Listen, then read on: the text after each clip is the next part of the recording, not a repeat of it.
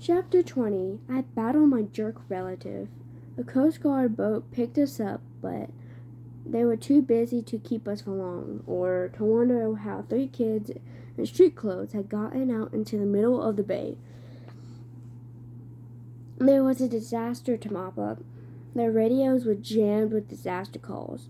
They dropped us off at the Santa Monica Pier with towels around our shoulders and water bottles that said, "I'm a junior Coast Guard," and sped off to save more people. Our clothes were sopping wet, even mine. When the Coast Guard boat had appeared, I'd silently prayed they wouldn't pick me out of the water and find me perfectly dry, which might have raised some eyebrows, so I willed myself to get soaked. Sure enough, my usual waterproof magic had abandoned me. I was also barefoot because I'd given my shoes to Grover. Better the Coast Guard wonder why one of us was barefoot than wonder why one of us had hooves. After reaching dry land, we stumbled down the beach, watching the city burn against a beautiful sunrise. I felt as if I'd just come back from the dead, which I had. My backpack felt heavy with Zeus's master bolt. My heart was even heavier from seeing my mother. "I don't believe it," Annabeth said. We went all that way? "It was a trick," I said, "a strategy worthy of Athena." "Hey," she warned, "don't you get it? You get it, don't you?" She dropped her eyes, her anger fading. "Yeah, I get it." "Well, I don't," Grover complained. "Would somebody..." "Percy," Annabeth said, "I'm sorry about you, your mother. I'm so sorry." I pretended not to hear her. If I talked about my mother, I was going to start crying like a little kid. "The prophecy was right," I said. "You shall go rest and face the God who has turned." But it wasn't Hades. Hades didn't want war among the big 3. Someone else pulled off the theft. Someone stole Zeus's master bolt and Hades' helm and framed me because I'm Poseidon's kid. Poseidon will get blamed by both sides. By sundown today, there will be a 3-way war, and I'll have caused it. Grover shook his head, mystified. "But who would have been that sneaky? Who want war that bad?" I stopped in my tracks, looking down the beach. Gee, let me think. There he was, waiting for us, in his black leather duster and his sunglasses, an aluminum baseball bat propped on his shoulder. His motorcycle rumbled beside him, its headlight turning the sand red. "Hey, kid," Ares said, seeming genuinely pleased to see me. "You were supposed to die." "You tricked me," I said. "You stole the helm and the master bolt." Ares grinned. "Well, now, I didn't steal them personally. Gods taking each other's symbols of power, that's a big no-no. But you're not the only hero in the world who can run errands." Who did you use? "Clarice. She was there at the winter solstice." That idea seemed to amuse him. "Doesn't matter. The point is, kid, you're impeding the war effort. You've got to die in the underworld. Then old seaweed would be mad at Hades for killing you.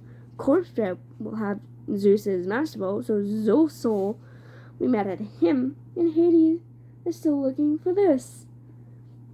From his pocket, he took out a ski cap,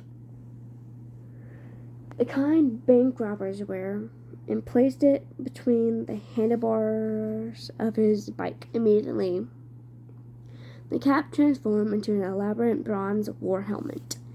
"Helm of Darkness," Grover gasped. "Exactly," Ares said. "Now, where was I? Oh, yeah. Hades will be mad at both Zeus and Poseidon because he doesn't know who took this. Pretty soon, we got a nice 3 little slugfest going." "But they're your family," Annabeth protested. Aries shrugged. Best kind of war. Always the bloodiest. Nothing like watching your relatives fight, they always say. You gave me the backpack in Denver, I said. The master bolt was in there the whole time. Yes and no, Aries said. It's probably too complicated for your little mortal brain to follow, but the backpack is the master bolt sheath. Just morphed at it. The bolt is connected to it. Sort of like that sword you got, kid. It always returns to your pocket, right? I wasn't sure how Aries knew about that, but I guess God of War had to make it his business to know about weapons. Anyway, Aries continued, I tinkered with the magic a bit, so the bolt would only return to the sheath once you reach the underworld. You get close to Hades, bingo, you got mail. If you died along the way, no loss. I still have the weapon. But why not just keep the master bolt for yourself? I said. Why send it to Hades? Aries got a twitch in his jaw. For a moment, it was almost as if he were listening to another voice deep inside his head. Why didn't I? Yeah, with that kind of firepower? He held the transfer 1 second, 2 seconds. I exchanged nervous looks with Annabeth. Aries' face cleared. I didn't want the trouble. Better to have you caught red-handed holding the thing. You're lying, I said. Sending the bolt to the underworld wasn't your idea, was it? Of course it was. Smoke drifted up from his sunglasses as if they were about to catch fire. You didn't order the theft, I guess. Someone else sent a hero to steal the 2 items. Then when Zeus sent you to hunt him down, you caught the thief, but you didn't return him over to Zeus. Something convinced you to let him go. You kept the items until another hero could come along to complete the delivery. That thing in the pit is ordering you around. I am the God of War. I take orders from no one. I don't have dreams. I hesitated. Who said anything about dreams? Aries looked agitated, but he tried to cover it up with a smirk. Let's get back to the problem at hand, kid. You're alive. I can't have you taking the bolt to Olympus. You might just get those hardheads idiots to listen to you. So I've got to kill you. Nothing personal. He snapped his fingers. The sand exploded at his feet, and out charged a wild boar, even larger and uglier than the one whose head hung above the door at Cabin 7 at Camp Half-Blood. The beast pawed at the sand, glaring at me with beady eyes as it lowered its razor-sharp tusk and waited for the command to kill. I stepped into the surf. Fight me yourself, Aries. He laughed, but I heard a little edge to his laughter, an uneasiness. You've only got one talent, kid, of running away. You ran away from the Chimera. You ran away from the underworld. You don't have what it takes. Scared? And your adolescent dreams. But his sunglasses were starting to melt from the heat of his eyes. No direct involvement. Sorry, kid. You're not at my level. Annabeth said, Percy, run! The giant boar charged. But I was done running from monsters, or Hades, or Ares, or anybody. As the boar rushed me, I uncapped my pen and sidestepped. The riptide appeared in my hands. I slashed upward. The boar's severed right tusk fell at my feet, while the disoriented animal charged into the sea. I shouted, Wave! Immediately, a wave surged up from nowhere and engulfed the boar, wrapping around it like a blanket. The beast squealed once in terror, then it was gone, swallowed by the sea. I turned to Ares. Are you going to fight me now?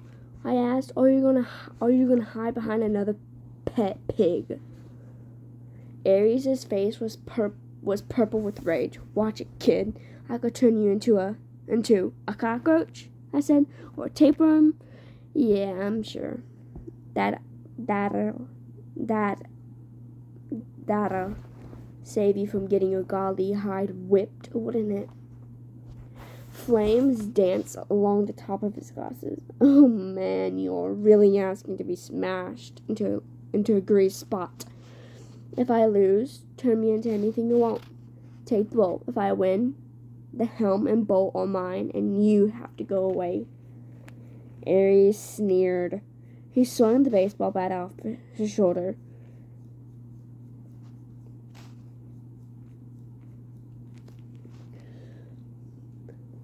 How would you like to get smashed? Classic or modern? I showed him my sword. That's cool, dead boy, he said. Classic it is. The baseball bat changed into a huge two-handed sword. The hilt was a large silver skull with a ruby in its mouth. Percy, Annabeth said, don't do this. He's a god. He's a coward, I told her. She swallowed. Wear this, at least, for luck. She took off her necklace with the 5 years' worth of camp beads and the ring from my father and tied it around my neck. Reconciliation, Annabeth said. Athena and Poseidon together. My face felt a little warm, but I managed to smile. Thanks. And take this, Grover said. He handed me a flattened tin can that he'd probably been saving in his pocket for 1,000 miles. The satyrs ain't behind you, Grover. I don't know what to say. He patted me on the shoulder. I stuffed the tin can in my back pocket. You all done saying goodbye? Ares came toward me, his black leather duster trailing behind him. His sword glinted like fire in the sunrise. I've been fighting for eternity, kid. My strength is unlimited. I cannot die. What have you got? A smaller ego, I thought, but I said nothing. I kept my feet in the surf, backing into the water up to my ankles. I thought about what Annabeth had said at the Denver diner so long ago. Ares has strength. That's all he has. Even strength has to bow down to wisdom sometimes. He cleaved downward at my head, but I wasn't there. My body thought for me. The water seemed to push me into the air, and I catapulted over him, slashing as I came down, but Ares was just as quick. He twisted, and the strike that should have caught him directly in the spine was deflected off the end of his sword hilt. He grinned. Not bad, not bad. He slashed again. I was forced to jump onto dry land. I tried to sidestep to get back into the water, but Ares seemed to know what I wanted. He outmaneuvered me, pressing so hard I had to pull at my concentration and not to get sliced into pieces. I kept backing away from the surf. I couldn't find any openings to attack. His sword had reached several feet longer than a Klusmos. Getting closer, Luke had told me. Back in our sword class, when you got the shorter blade, getting close. I stepped inside with a thrust, but Ares was waiting for that. He knocked my blade out of my hands and kicked me in the chest. I went airborne 20, maybe 30 feet. I would have broken my back if I hadn't crashed into the soft sand of a dune. Percy! Annabeth yelled, Cops! I was seeing double. My chest felt as it had just been hit with a battering ram. But I managed to get to my feet. I couldn't look away from Ares for fear he sliced me in half, but out of the corner of my eye. I saw red lights flashing on the shoreline boulevard. Car doors were slamming. There, officer, somebody yelled. See? A gruff cop voice looks like the kid on TV. What the heck? That guy's armed. Another cop said, call for backup. I rolled to another side of Ares' blades as Ares' blade slashed the sand. I ran for my sword, scooped it up, and launched a swipe at Ares' face, only to find my blade deflected again. Ares seemed to know exactly what I was going to do the moment before I did it. I stepped back toward the surf, forcing him to follow. "Admit it, kid," Aries said. "You've got no hope. I'm just toying with you." My senses were working overtime. I now understood what Annabeth had said about ADHD keeping you alive in battle. I was wide awake, noticing every little detail. I could see where Aries was tensing. I could tell which way he would strike. At the same time, I was aware of Annabeth and Grover. 30 feet to my left, I saw a second cop car pulling up, siren wailing. Spectators, people who had been wandering the streets, covered the other quick, were starting to gather. Among the crowd, I thought I saw a few who were walking with a strange, trotting gait of a disguised satyr. They were shimmering forms of spirits too, as if the dead had risen from Hades to watch the battle. I heard the flap of leathery rings circling around somewhere above.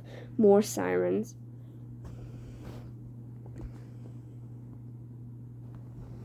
I stepped further into the water, but Ares was fast.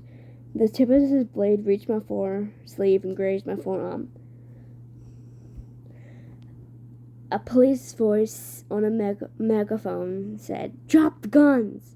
Set them on the ground, now!" Guns? I looked at Ares' weapon and it seemed to be flickering.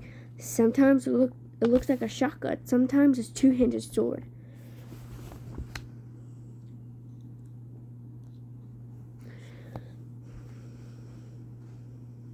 I didn't know what the humans were seeing in my hands, but I'm pretty sure it wouldn't make them like me. Ares turned to glare at spectators, which gave me a moment to breathe. There were 5 police cars now, and a line of officers crouching behind them, pistols trained on us. "This is a private matter," Ares bellowed. "Begone!" He swept his hand, and a wall of red flame rolled across the patrol cars. The police barely had time to dive for cover before their vehicles exploded. The crowd behind them scattered, screaming. Ares roared with laughter. "Now, little hero, let's add you to the barbecue." He slashed. I deflected his blade. I got close enough to strike. I tried to fake him out with a feint,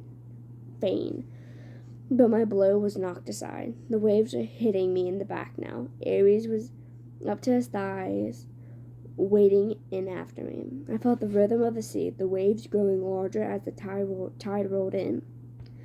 And suddenly I had an idea. Little waves, I thought, and the water behind me seemed to recede. I was holding back the tide by force of will, but tension was building like carbonation behind a cork. Ares came toward, grinning confidently. I lowered my blade as if I was too exhausted to go on. Wait for it, I told the sea.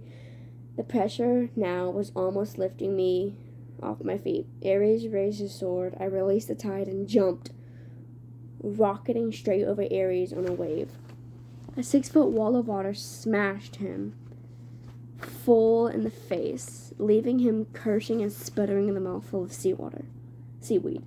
I landed behind him with a splash and feigned toward his head as I'd done before. He turned in time to raise his sword, but this time he was disoriented. He didn't anticipate the trick. I changed direction, lunged this side, and stabbed the tide straight down into the water, sending the point through the god's heel. The war that followed made Hades' earthquake look like a minor event. The very sea was blasted back from Ares, leaving a wet circle of sand 50 feet wide. Ichor, the golden blood of the gods, flowed from a gash in the war god's boot. The expression on his face was beyond hatred. It was pain, shock, complete disbelief that he'd been wounded. He limped toward me, muttering ancient Greek curses. Something stopped him.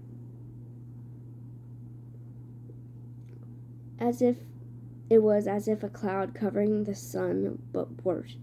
light faded, sound and color drained away. A cold, heavy presence passed over the beach, slowing time, dropping the temperature to freezing, making me feel like life was hopeless, fighting was useless. The darkness lifted. Aries looked stunned.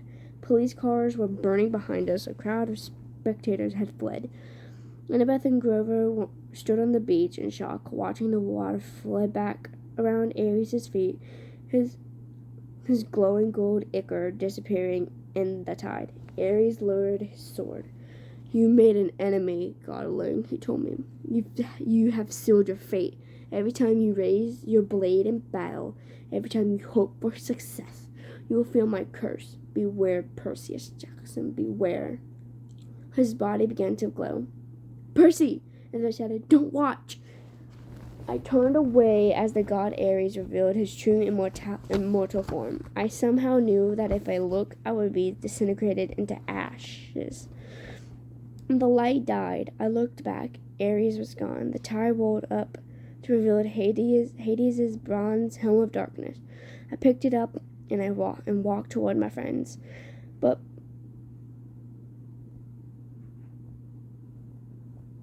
before I got there, I heard the flapping of leathery wings. 3 evil-looking grandmothers with lace hats and fiery whips drifted down from the sky and landed in front of us. The middle fury, who had been Mrs. Dodds, stepped forward. Her fangs were bared, but for once, she didn't look threatening. She looked more disappointed, as if she had been planning to have me for supper, but had decided I might give her indecision. "We saw the whole thing," she hissed, "so it truly wasn't you." I tossed her the helmet, which she caught in surprise. "Return that to Lord Hades," I said. "Tell him the truth. Tell him to call off the war." She hesitated, then ran a forked tongue over her green leathery lips. "Live well, Percy Jackson. Become a true hero. Because if you do not, if you ever come into my clutches again." She cackled, savoring the idea. Then she and her sisters rose on the bat wings, fluttering into the smoke-filled sky, and disappeared. I joined Grover and Annabeth, who were staring at me in amazement. Percy, Grover said, "that was so incredibly terrifying," said Annabeth. "Cool," Grover corrected. I didn't feel terrified, and I certainly didn't feel cool. I was tired and sore and completely drained of energy. Did you guys feel that? Whatever it was?" I asked. They both nodded uneasily. "It must have been the Furies overhead," Grover said, "but I wasn't so sure. Something had stopped Ares from killing me, and whatever could do that was a lot stronger than the Furies." I looked at Annabeth, and an understanding passed between us. I knew now what was in that pit, what had spoken from the entrance of Tartarus. I reclaimed my backpack from Grover and looked inside. The master boat was still in the air. "Such a small thing to almost cause World War III. We have to get back to New York," I said, "by tonight." "That's impossible," Annabeth said. "Unless we fly," I agreed. She stared at me. "Fly like in an airplane? Which you were warned never to do, lest Zeus strike you out of the sky? And carrying a weapon that has more destructive power than a nuclear bomb?" Yeah, I said. "Pretty much exactly that. Come on."